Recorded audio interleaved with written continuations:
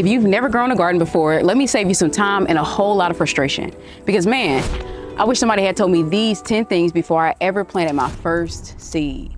Whether you want to grow in pots, on a balcony, fill up raised garden beds, or till up a big backyard plot, these tips can make all the difference. Now, this first lesson humbled me more than any gardening book or YouTube video ever could. And honestly, it's still quite humbling to this very day. So lesson number 1 is, I am not in control. Now this is double-edged in that it serves as both a gardening lesson and a life lesson, but that's a story for another time. When I first started, I thought if I followed every tutorial, spaced the plants perfectly, laid every bed just right, I could control the outcome. But nature is not some video game where you can just press this button and expect a certain outcome.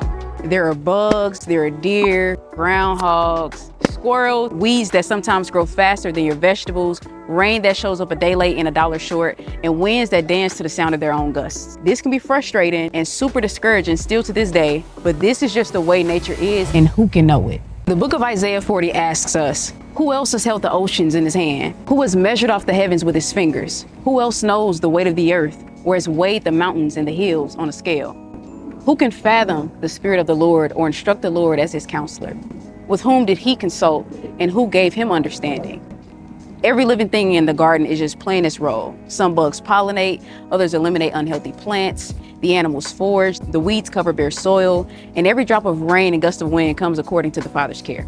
Psalm 104 says, all creatures look to you to give them their food at the proper time. When you give it to them, they gather it up. When you open your hand, they are satisfied with good things. So I've learned to grow greater amounts of food, not just for myself, but to account for the unexpected wildlife encounters. I've even started creating little small pockets in the garden where certain wildlife can be welcomed. In Job 38, God asked, who created a channel for the torrents of rain? Who laid out the path for lightning? Who makes rain fall on barren land in the desert where no man lives? Who sends rain to satisfy the parched ground and make the tender grass sprout up? This tells me that the weather is just as far out of my hands as the weeds are. God is deeply involved in the care and the maintenance of the land, and often wisdom is required to recognize and understand his work. Now, I'm not saying we should just bend over and let wildlife take food out of our hands, and I'm definitely not saying we should cower to creating solutions for the land that God entrusted us. But I am saying that I've learned to be realistic about the natural order of the world and more prudent in my planning to consider how God has ordained that we share this space with his other creation and under his sovereign conditions. So yes to creative solutions, fencing, netting, certain planting styles, smart timing, but I've also learned to embrace unexpected situations and interruptions, and I've learned to say yes to adaptation. Now, because we're still living under the curse of mankind's sin, this is why weeds exist in the first place. In Genesis 3, God tells Adam that the ground is now cursed and that it will produce thorns and thistles and that we would have to labor and sweat in order to produce food from the ground. And yet, even in that curse, God's mercy is still amidst. These weeds that I so desperately want to make vanish, their root biomass, they help prevent erosion, they help retain moisture, break up compacted soils, keep the microbial life in the soil alive and active. And at a very base level, it shades the ground and prevents the soil from being bucket naked. All that to say, I approach gardening much less like a commander of an army and more like a dance partner. I listen, I observe, I make adjustments, and I try to have gratitude even when things don't go according to my plan. Now, once I finally realized how much I'm not in control, I still went on to make plenty of rookie mistakes, like planting a bunch of stuff just because I could, without considering if I even liked it or knew how to utilize it. Which brings me to my next lesson I wish I had learned sooner. Grow what you actually enjoy. When I first got into gardening, I went on a seed buying frenzy. I bought all kinds of rare specialty seeds. Some of them didn't even grow in my climate. Others needed more space than what I had. And honestly, I just flat out didn't know how to utilize or cook with some of the foods that I was growing. If you, your family and friends, or your local community who you plan to share your food with don't enjoy eating it, don't grow it. Simple, period. I learned this the hard way after growing tons of tomatillos and never eating a single one. They took up space in my already small garden, soaked up water and nutrients that could have been used to grow other stuff, all for what, 100 tomatillos for the compost bin? It's better to grow one sprig of an herb you love than 10 basketfuls of crops you have no clue what to do with.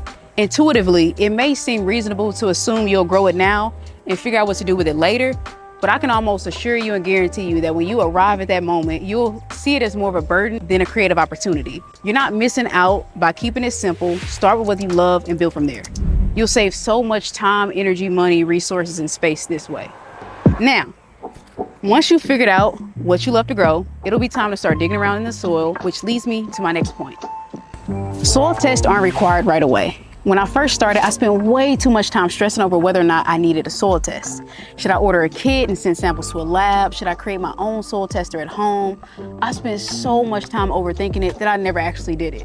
And guess what? Years later, I still haven't. Now, don't get me wrong, soil tests are great. They provide lots of data about what's currently in your soil and what your soil could use more of. I actually find the info really useful. But if you're constantly adding organic materials like compost, manures, and etc. to your soil, it will likely be different from foot to foot. Unless you know there's something sketchy in your soil's history, don't let a soil test stop you from starting. Just focus on adding organic material to the soil, such as compost, and incorporate a mulch on top of the surface like leaves to protect and build a healthy soil. The more I leaned into the simplicity of building with organic materials, the more I realized gardening isn't about having all the answers up front. It's about reconnecting with something we were already made to do. Which brings me into the next lesson I wish I knew sooner. There is no such thing as a green thumb. We've got to snap out of our modern thinking for this one. At our core, we are an agricultural people. We just have to relearn what is innate to us. Our whole life has been sustained by food. Food is the core source of our survival, and it's one of the few things that bridges all human beings together.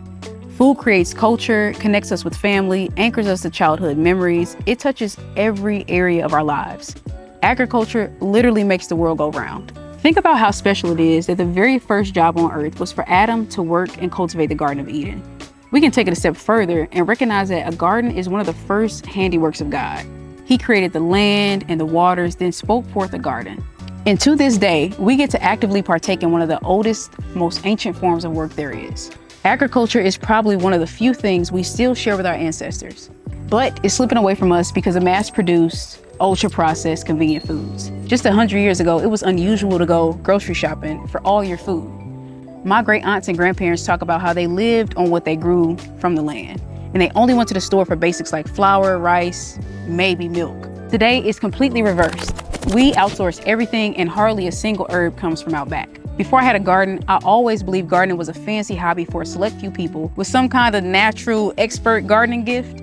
If not that, I believed it was for old people. But in all reality, it's just a basic life skill we've lost touch with. Building and tending a garden is more intrinsic to us than it may seem. It's not something that we should be afraid to fail at, nor should we expect to be perfect in. But as with everything else in life, it's a learned skill. So no, you don't have a black thumb, nor does anyone have a green one. But just because gardening is intrinsic to us doesn't mean we all approach it with an open mind. I learned this the hard way when I found myself in the weeds of lesson 5, which is to avoid extremes. Gardening is no different than most other things in this life. There's always an extreme, a tribe, an opinion, a person, a thing or a method to cling on to for dear life.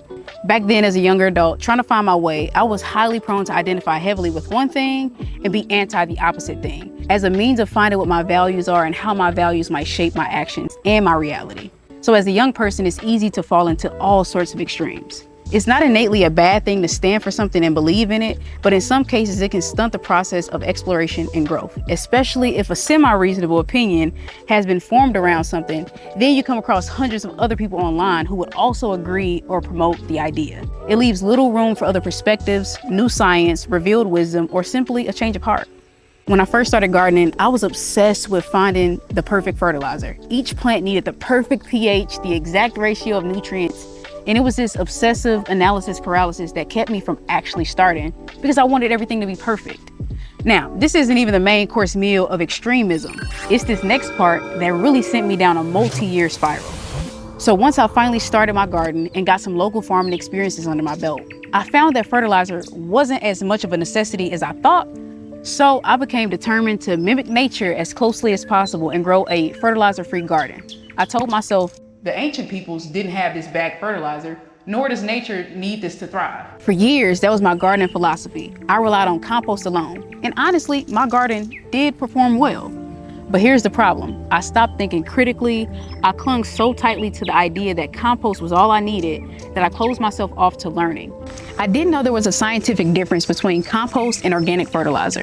Compost is organic material used to improve soil health and structure, while things like bone meal, blood meal, and fish emulsion are actual nutrient sources for plants. By locking myself into one way of thinking, I robbed myself of the opportunity to benefit from other tools that God had made available through wisdom, science, community, and experience. So yes, God has created countless self-sustaining ecosystems throughout all the earth, but that's not to be directly compared with an intentionally planted annual vegetable garden. Everything isn't always as black and white as it may seem. The garden is something that, even from the beginning, God commanded Adam to tend and keep. It's meant to be stewarded thoughtfully and intentionally. If you walk away from both the wild forest and a cultivated garden for a few years, only one of them will thrive without your help, and it won't be the annual veggie garden. I personally believe it is fine and well to take inspiration from what we see God as the ultimate gardener doing in nature, but I also believe we need wisdom to discern the proper timing and applications of things observed. There are a number of other gardening extremes that I've found myself in over the years, but we'll save those stories for another time. For now, I just want to encourage you to never be so engulfed in one way of thinking that you just stop thinking and learning altogether. There is so much to learn and gather under the sun, and there is no way to know it all. So find what works for you, work at it diligently, and leave room for your perspective to change over time. Speaking of a perspective change, this next lesson is one that made me fall in love, hat over boots. Honestly, if I had known this one sooner, y'all be seeing this video way sooner. And so my next point is that everything homegrown is better. Simple as that. Everything homegrown is better. What's at the store just simply cannot compete with the flavor of what you grow at home. See, the nutrients we add to the soil, as we briefly talked about in lesson 5, directly impact the flavor and nutrient content of the food we end up harvesting. Every time we harvest a plant or pull something up from the soil, we're also removing the nutrients that were stored in that plant. If we don't return those nutrients to the soil, it becomes depleted over time. So building healthy soil isn't just about plant health, it's also about our health too. What we feed the soil eventually feeds us. I used to watch YouTubers talk about how much better their food tastes than what's at the store, and to be honest, I thought they was all lying. It felt like watching a chef on a cooking show rave about their own dish. Of course you think it's good because you're the one that made it. I assumed it was just one of those things that people said to sell the lifestyle.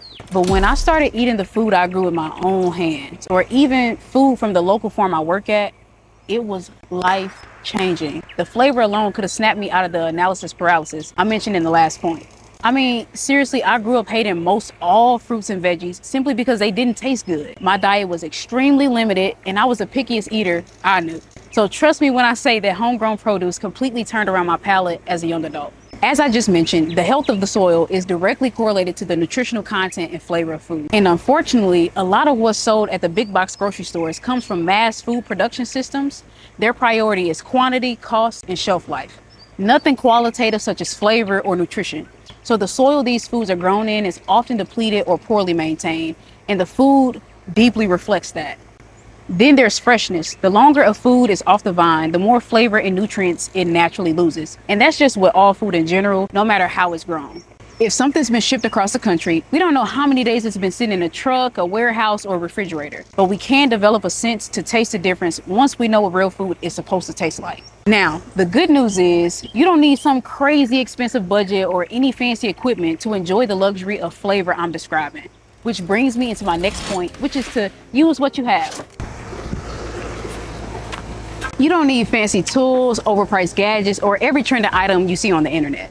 I started my garden with a shovel and a hard rake. That was it. And honestly, these are still my main two go-to tools today. It's definitely a worthwhile investment to score a couple of pairs of gloves and some knee pads. Depending on how large your operation is, a wheelbarrow or a garden cart of some sort is an essential. I went a number of years without one, and getting one was a game changer for efficiency in the garden. If possible, I even recommend buying one secondhand off Facebook Market. You'll save tons of money doing it that way. In fact, 98% of everything in my garden is thrifted or from Facebook Marketplace. The couple of things that I bought new were T-posts and some cattle panel, which truthfully, you can get on Marketplace as well. I just needed these things right away and I couldn't wait. But don't buy your first wheelbarrow or cart until you hear the next lesson that I wish I had learned sooner. For now, keep it affordable, repurpose materials, get creative. There's so much beauty in making do with what you already have. Start small and upgrade only when you see it necessary. As you're making the most of what you've got, there's one thing you don't want to overlook, and that's your own body, which brings me into lesson number 8. Don't break your back. I can tell you firsthand that if your garden is not a comfortable space to work in, you won't be naturally inclined to tend it. Subconsciously, you'll know that weeding that one bed will strain your back, so you'll avoid it and procrastinate on account of the discomfort or inconvenience it causes you. So I have learned to consider ergonomics when planning my layout. Ideally, you want to be able to reach every area of your grow space without walking on your soil and compacting it. So here in my garden, these raised beds are 4 feet wide, and that's the absolute maximum width I recommend for a raised bed or an in-ground bed. If it gets wider than 4 feet, it becomes difficult to reach the middle from either side. My preference is a 3-foot width though, because as a shorter person, I can cover a greater amount of space with my wingspan. But your preferences may vary from mine based on your body type and physical capabilities. And that's okay. Some of you may be taller or older and you don't want to bend down at all for back's sake. So consider taller raised beds or even beds that stand up. Usually they do come at a higher price point, but it can be a worthwhile investment depending on your situation. Now, I told you to stick around until now before you bought a wheelbarrow, and I didn't forget about you. So, as far as aesthetics, I wish I had thought more about the future. I'll show you that in a short while. But when planning your garden, you should be careful to consider the space between your grow areas. You want to make sure there's a minimum wheelbarrow width worth of space and some change, if you can stretch it, between your grow areas. The basic wheelbarrow width will help you navigate the garden efficiently, and the extra change will help you turn the wheelbarrow comfortably between rows. If you're getting a cart, this may require a great amount of turning space because it doesn't pivot on a singular point the way a wheelbarrow does. So consider these things up front when you shop around. Everybody's situation varies, but if your garden is mowable, then you want to make sure that you can fit a mower between your beds. If you are growing in some scenario where you don't need to fit a mower or even a wheelbarrow in between spaces, such as maybe growing on a deck, patio, or overtop some weed barrier, then at least make sure there's enough comfortable space for you as a gardener to fit in between and have full bed coverage. As I mentioned earlier, it could never hurt to consider the aesthetics. When I first started, I slapped the beds on the ground and started planting. I didn't make sure the beds were straight, nor did I consider how my project would potentially expand. And it was only a matter of time before I realized that it's not exactly easy to adjust a raised bed after filling it up. So to this day, they are all crooked. Ideally, if you like things to be neat and clean cut, just do it right the first time, unlike me. Now, the setup is crucial, but none of it will even matter if we're not growing the right things at the right time, which leads me into lesson number 9. Grow in season. As a beginner grower, it is so important to get some wins, aka successful harvests, under your belt early. Growing food out of its proper season is a surefire way to rob yourself of confidence and those early wins. It kind of leaves you believing you have that non-existent black thumb I talked about earlier. Ecclesiastes 3 tells us that there is an appointed time and season for every activity under heaven, a time to plant and a time to uproot what is planted. But us humans, especially in our modern society, have to go through great trials and challenges to learn just how transient and fleeting the things of this life are. Having everything we could ever want at our fingertips year-round has made all of us victims to the lost sense of the seasons. But hopefully, with a few of these basic tips, that seasonal flow can be restored to us in part. When I first got started, I thought I could just plant whatever, whenever, and expect it to grow. I had no concept of seasonality, and I paid the price with weak plants, tiny harvests, and a whole lot of wasted time. If you try to grow tomatoes in the middle of winter, no amount of fertilizer, water, or love will change the fact that it's just not the right time. Learning the basics of seasonal rhythms will save you worlds of frustration. Now, to be fair, I'm not too far removed from my beginner days. I still remember all the overwhelming info and charts out there on when to plant what, so I'll simplify this as much as possible. If you live in a climate where it's warm year-round and winter and fall are imaginary seasons, then take this next bit of info lightly since you have a much longer period of time to grow than most people. But there's still something in it for you, so keep watching. As for the rest of us who experience all 4 seasons, let's ride. If I can simplify it, I'd say there are 2 main growing seasons, cool and hot. The cool seasons are spring and fall. The same crops that thrive in spring also thrive in fall. Hot is obviously summer, but a nice caveat and advantage of summer crops is that they continue to produce deep into the fall months of October and November, without a break in between as with the cool weather crops. As a general rule of thumb, all your leafy greens like spinach, collards, lettuce, and kale, crops that form a head like cabbage and broccoli, cauliflower, those prefer the cool season. Then you got your hot season crops like okra, tomatoes, peppers, beans, melon, squash, all that good stuff. That thrives in summer and can keep producing all the way up through fall. To make it easy for memory, if the crop has leaves that you would traditionally eat, it's likely a cool season crop. If the crop bears a particular set of fruits, but the leaves are not traditionally eaten, it's likely a summer crop. A live example of this is like how a kale plant doesn't bear a particular set of fruits, but the leaves are traditionally eaten whole and it thrives in cool weather. But as you can see, these leaves are completely eaten off the bone. And even if it wasn't eaten completely off the bone, the leaves would still be very thirsty and wilty looking. Also, the kale is just not going to taste as good as it potentially could if we were to grow it in the proper season, which is one of the cool seasons. But with this tomato plant, it does obviously bear the fruit of tomatoes, but the leaves themselves are not traditionally eaten and it's thriving as a summer crop. So pause and screenshot whatever is on screen as needed, but know that this is not an exhaustive list of what grows when, nor does the memory tool that I shared account for all crops. But it does get your feet wet in understanding seasonality. There is a lot of flexibility and techniques that can help you grow certain things off season. But for most beginners, sticking with the basics is far more rewarding and realistic. So finally, after all the planning, growing, and harvesting, we now arrive at the question that intuitively seems like common sense, but I didn't think to ask it, nor did I expect to have so much abundance early on. But question is, what are we gonna do with all this food? So lesson number 10 is, have a plan for your produce. Still to this day, I make the rookie mistake of growing tons of this and tons of that. And when it's time to harvest, I find myself standing in the middle of the yard, twiddling my toes, wondering what I'm gonna do with dozens of pounds of everything all at once. Now, this is a beautiful problem to have, but it can turn ugly quickly if your whole harvest winds up in the compost pile, like I mentioned with the tomatillos earlier in this video. If you've watched the video this far, it's safe for me to assume that you either A, love gardening, B, love me, and I love you too, or C, both options. And usually those that have a heart for nature have a general sense of care for the environment, so please don't make the mistake I did of creating more food waste. Though I use what would have been food waste for compost, nothing beats growing food to eat and to share with others. If there's any experienced gardeners watching, then you guys know what it's like to reach the thick of summer and be up to your neck in tomatoes and summer squash. So whether you turn your herbs into cosmetic products like soaps and oils, can and pickle your veggies, freeze and dehydrate your veggies into snacks, give to a pantry, share with family and friends, whatever it is, just have a plan in advance for the bounty that you will likely bring in. Now, if you're just growing in a couple of pots, this may not be a huge issue for you at the moment, but it's something to think about if you ever intend to indulge your growing journey further, which I'm sure you probably will, which is probably why you're still watching this video. But honestly, this is just the beginning. I'm still learning, I'm still unlearning, and I'm still being surprised by this journey in the garden. There are so many more lessons I could have shared, but if even one of these gave you a moment of clarity, confidence, or encouragement, then I'm grateful.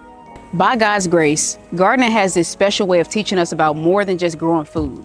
It shapes how we see time, how we value patience, how we think about provision, and how we care for what's been entrusted to us. And my hope is that the next time your hands are in the soil, you'll feel a little wiser, a little more equipped, and a whole lot more present.